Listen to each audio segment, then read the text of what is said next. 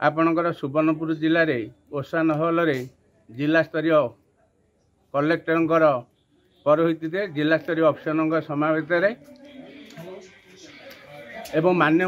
मुख्यमंत्री एवं परिवहन मंत्री भिसी माध्यम ओडिशार विभिन्न कार्यक्रम 61 कार्यक्रम शिलान्यास एवं किछि कार्यक्रम जोटा कि संपूर्ण वर्तमान कराई लोकार्पित कले ता सत्सते आरटीओ परिसर भितर बीजेपी सोनपुर जिलार दलीय कर्मी मानक नहीं से एक समावेश आयोजन कराइला एवं इथिरे संपूर्ण वर्तमान विभिन्न विषय मुख्यमंत्री वार्ता देला। सबुठारु महत्वपूर्ण वार्ता थिला दिगपहंडी विधायक मान्यवर विधायक श्री सिद्धांत महापात्र शून्य दुर्घटना किभली राज्य में हो पारिबो तापाई एक दिग्दर्शन वार्ता देइथेले जे प्रत्येक लोक दिन को जदि गोटे दिन पाई साइकेल 2 शून्य चक्का जोटा को से कहले भाषा 2 शून्य चक्कर जदि गाड़ी बर्तमान चलेबे ताहले सड़क दुर्घटना निश्चित भाव में किछि मात्रा रोका जाई परिबो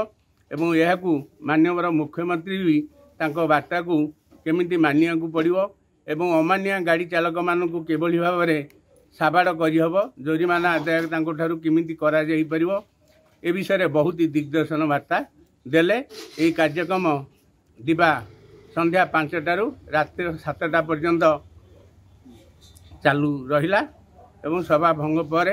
आमे समस्ते कार्यक्रम को केमिति भाव में वास्तव रूप नेबू आप्राण प्रयास करी। आजिकल देखा जाऊँगी प्राय दुर्घटना निशाशक्त होकर चलावा आदौ निशाशक्त अवस्था गाड़ी में बसवा ना